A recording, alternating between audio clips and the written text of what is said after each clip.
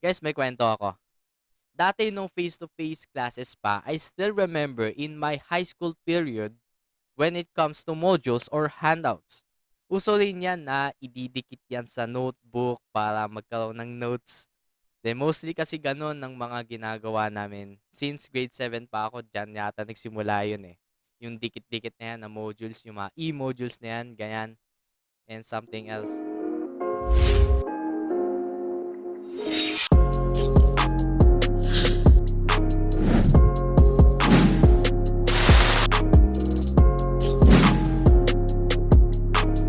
Hi everyone, welcome to the Life Moments podcast. We're here to talking about self-improvement, testimonials, motivational lessons, and real-life lessons. My name is Jerald, calling your host, and thank you so much for tuning in and for being here. If you are a new listener of the show, then welcome to the podcast. And if you are a true listener of the podcast, then welcome back to the show. You can check out the other amazing episodes that you can learn more about motivations and self-development. Hello and welcome back to the another episode that we have to share our lessons to everyone to make well to live good. On this episode, we are here to talking about learning and practicing more. This lesson for this episode is from James Clear, the author of number one New York Times bestseller called Atomic Habits. When James Clear says, every action you take is a vote for the type of person you wish to become. No single instance will transform your beliefs, but as the votes build up, so does the evidence of your new identity. Another one is goals are good for setting a direction, but systems are best for making progress. We all have goals that we want to achieve in our lives. These goals may include learning as a new language, eating healthier and losing weight, becoming a better parent, saving more money, and so on. It can be easy to assume that the gap between where are you now and where you want to be in the future is caused by the lack of knowledge. This is why we buy courses on how to start a business or how to lose weight fast or how to learn a new language in 3 months. We assume that if we knew about a better strategy, then we would get better results. We believe that a new result acquires new knowledge, right? If you have to do something or try new things to unlock new skills in anything, this is also part of the progress to have a better version of ourselves and to be a successful one. We are investing in ourselves in self improvement. We need to start early as soon as possible because if we start now to take the risk our future lives will be become awesome and well.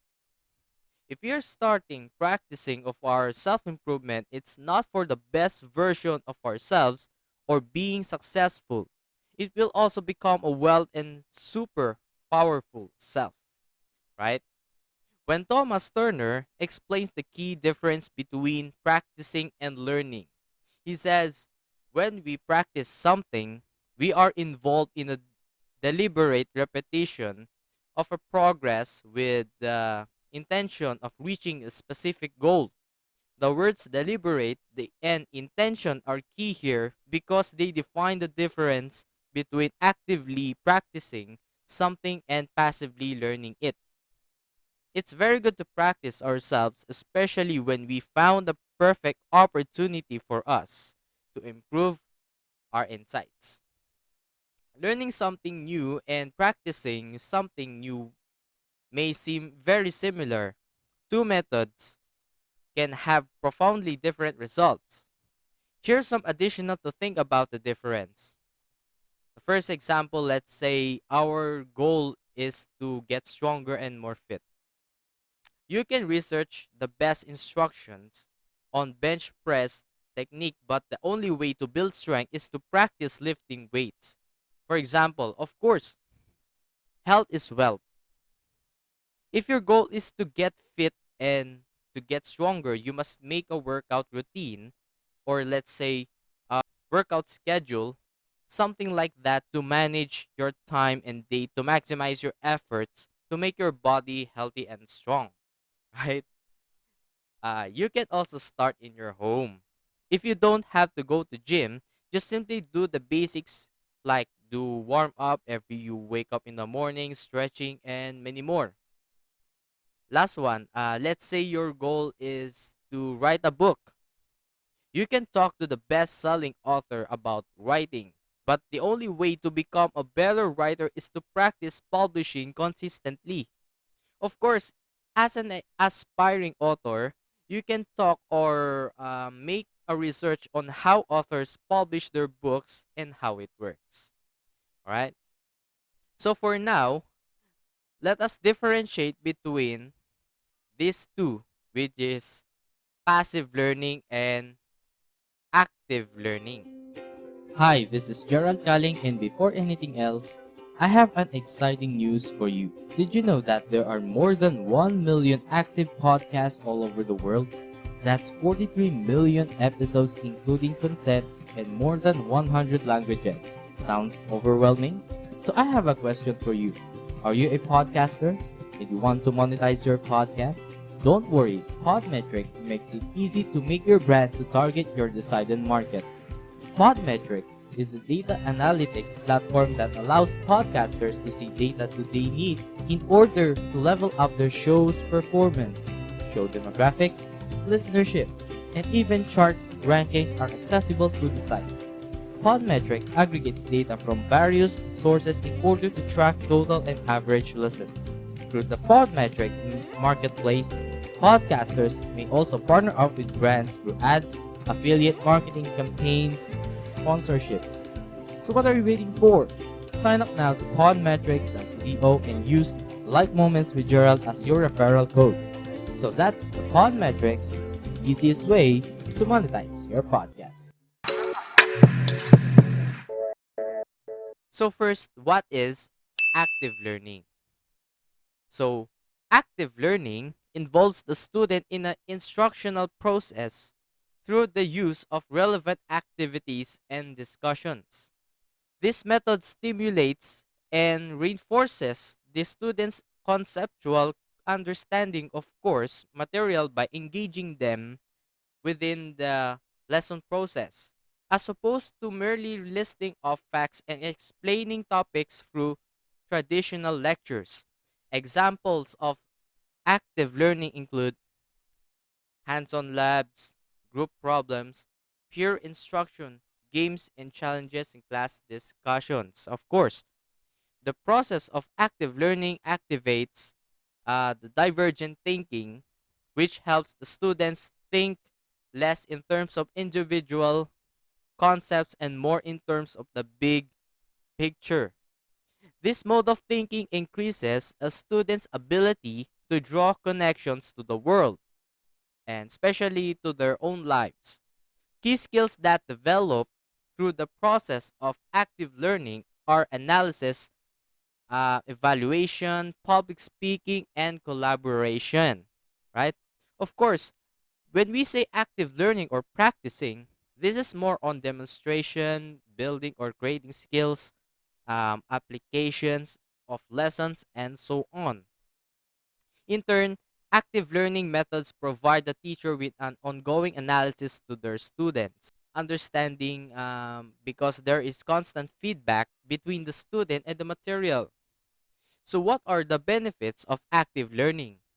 Notably, active learning increases critical thinking, provides frequent feedback on students' comprehension of the material.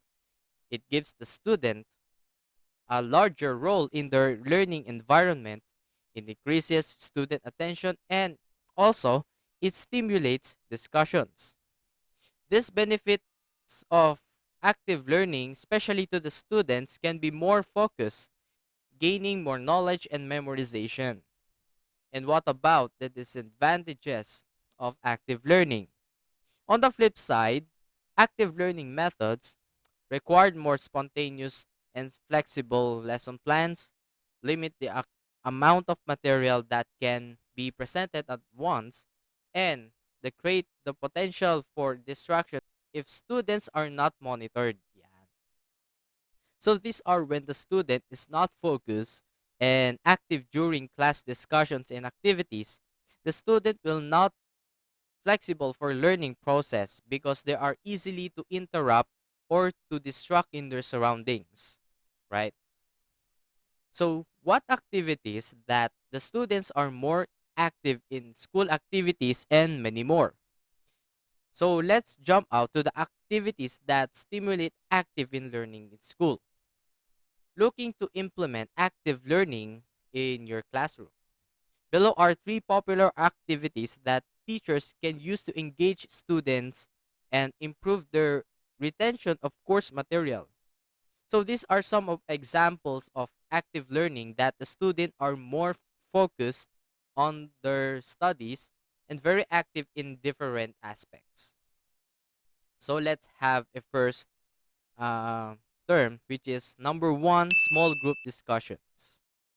Have your students put together a diagram, PowerPoint, or sort of multimedia presentation and share their findings with the rest of the class.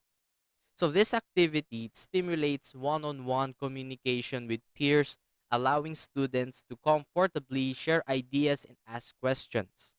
Moreover, encouraging students to present their discoveries builds on their research, presentation, and public speaking skills. Ayan. Yes, of course, this is also known as group report sa school, di ba? Kumbaga, ito rin yung kapag ang teacher ay nag-assign ng grouping sa klase at nag-assign din siya ng mga topics per group. Then brainstorming each group. Then after ng brainstorming pala is ano yun na, group presentation na. Bahala na kung anong araw or mismong araw na to, ganyan. Another one is, yun nga, class discussions and participating in discussions just like that, di ba? That's an example of small group discussions. The second one is games and problem solving. Integrate games and problem solving into your lesson plan. Classroom games stimulate conceptual learning and allow students to explore the cause and effect relationships among the concepts being taught. So, for example, students may observe cause and effect firsthand through simulations. If they encounter the problem or situation in the game they are playing, they will see the effect of the things they try. So, it's effectively exploratory learning of a trial and error nature. In particular, online games can give students healthy exposure to technology, right? And third one is the role playing and debates. Yan. These activities allow the students to do in-depth research on the material and present their findings in an interactive world. So this encourages students to analyze their research and to think on the spot. The main difference between games or problem solving and role playing or activities and debates will typically involve independent and more in depth research that encourages thinking on the spot. Right. So that is the active learning. So let's move on the other side called passive learning. All right. So what is passive learning? Holds the student responsible for absorbing the presented information on their own terms. The information may be presented in the form of lectures or assigned readings. In any case, the student is accountable for paying attention, asking questions, and performing well on tests. Diba? Passive learning promotes defining, describing, listening, and writing skills. This process initiates convergent thinking, where a given question typically has only one right answer. Normally, instructors will test students' understanding through quizzes, assessments, and handouts. So, what are the benefits and advantages of passive learning? So the passive learning benefits are quickly presents a variety of information, then allows lecture notes to be pre-planned and reused. So gives the professor more control over course delivery and provides the concrete and organized presentation of the material. So those are the passive learning benefits of the students. So what about the passive learning advantages, right? So first is may appear boring or not relatable or presents fewer opportunities to assess student comprehension. Students more likely to shy away from voicing a misunderstanding and the students are less involved in the learning experience, right? So let us jump out to the activities that stimulate passive learning. If your students prefer passive learning, consider incorporating these options into your lessons. So first one is assign readings. This is a classic example of passive learning. Students read and absorb the material on their own time and are responsible for studying the content. This is also known as modules or e-modules. Diba? Especially ngayong araw or ngayong new normal, yan mismo ang ginagawa nating mga estudyante ngayon. Right? Online class tayo ngayon and hindi pa tayo face-to-face class. So sana mag-face-to-face class. Parang usap-usapan na kasi ngayon na mag-face-to-face class na siguro. Sana dito rin sa Bulacan or sa school namin sa Bulso is magkaroon na face-to-face kahit limited, 'di ba? Ang kagandahan din nito is na kapag naka-e-module ka is marami kang time para sa self-study and anytime pwede kang mag-aral kung kailan mong gusto. Then pwede ka rin umattend sa live discussion but it depends if you have a stable internet connection. Napakahirap din kapag hindi stable ang internet natin kaya diskarte na lang ang need natin. Kaya syempre magkaiba rin ito sa naka-modular meron within a week. Kailangan mo ding may submit on time yung modules mo. May ganon. So speaking of modules, guys may kwento ako. Dati nung face-to-face classes pa, I still remember in my high school period when it comes to modules or handouts. Uso rin yan na ididikit yan sa notebook para magkaroon ng notes. Then mostly kasi ganun ng mga ginagawa namin. Since grade 7 pa ako, dyan yata nagsimula yun eh. Yung dikit-dikit na yan na modules, yung mga e-modules na yan, ganyan, and something else. So kapag kumpleto ka ng modules na nasa notebook mo, dagdag grades yan at mas ikatataas pa yan kapag ginandahan mo at may design every page, 'di ba? Kasi kadalasan nakakabagot din magsulat minsan. Aminin nyo man sa hindi, dinanas nyo rin yan o ginawa nyo din yan, 'di ba? Kadalasan din at tamad din kami magsulat. Kaya minsan din ambagan na lang kami para sa handouts or printed modules, 'di ba? Then dati rin kapag nagsusulat kami ng lecture tapos umalis na yung teacher, then ayun, alam mo yung nangyari. Labasan ng cellphone and picturean na. O, di ba? Ang saya. Relate kayo, no? I know na ginawa nyo din yan. Di ba? Aminin man natin sa hindi, ginawa din natin yan, di ba? Tsaka nung high school days natin, yan yung isa sa most memorable na ginagawa natin. Nakakatamad din kasi magsulat, no? Tapos mainit pa yung paligid. Imagine that, di ba? So that is assign readings. Next one is the PowerPoint presentations. Ayan. The teacher designs PowerPoint lessons ahead of time and students take notes on the information during class meetings. However, there is no built-in discussion or active participation from students except when they're prompted to answer questions. Most of the emphasis is on organized content and clear narration. Ayan. Kahit ngayon din sa online class, sa Meet, sa online Meet, online discussion, ganyan din. So, more on PowerPoint presentations na ngayon ng mga profs and teachers, kagaya ng ganon, di ba? Para mag-explain din sila. Parang ganito lang din, new set of online class or class, di ba? Kaiba din dun sa face-to-face classes, di ba? Kagaya ng dati.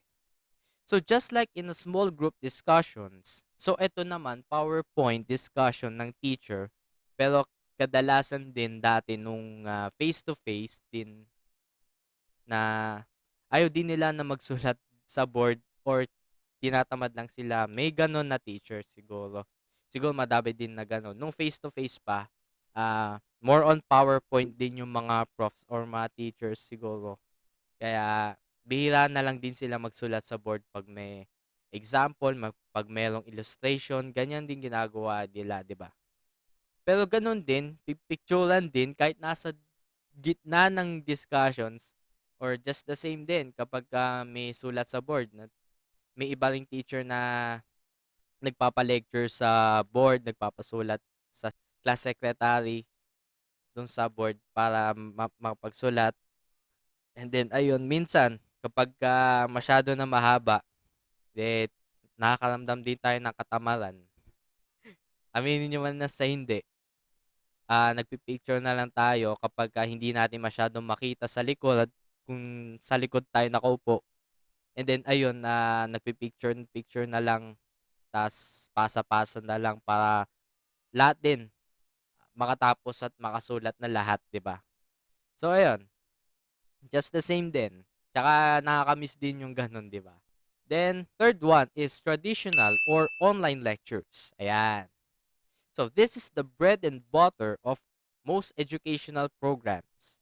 So, a lecture gives the instructor full control over the information they present to their class. This allows you to teach a great deal of information in a short period of time. But it also puts more of the responsibility on you to ensure the information is communicated clearly. Ayan. So that is the third one. The traditional or online lectures. So here's the bottom line, guys. Is passive learning useless? Of course not. In many cases, learning for the sake of learning can be a beautiful thing. Not to mention that soaking up new information can help you make more informed decisions when you do decide to take action. That said, the main point of this article is that learning by itself does not lead to progress. We often hide behind information and use learning as an excuse to delay the more difficult, more choice of actually doing something. Spend less time passively learning and more time actively practicing. So stop thinking and start doing. All right, so that's all for this episode. Thank you very much for tuning in to our episode. And if you like this content, please like, share, and subscribe now the following social media to my Facebook page, The Life Moments with Gerald Podcast, my Instagram at Jerald Galing 1028, and at The Life Moments Podcast, my Twitter and Gerald Galing, and my TikTok at Alpha Gerald 1028. And don't forget to like, share, and subscribe to my YouTube channel, Gerald Galing, and click the notification bell and select all to make you updated. Also, available our podcast to Spotify, Apple Podcasts, Google Podcasts, and other podcast platforms. So this is Gerald Galing. Say goodbye, as I always say. Just keep spreading positivity, stay motivated, and live good. So this is the Life Moments Podcast. Yes, this yo. Kamsahamnida. Take care and stay safe. See you on the next one. God bless and padayon. Ciao.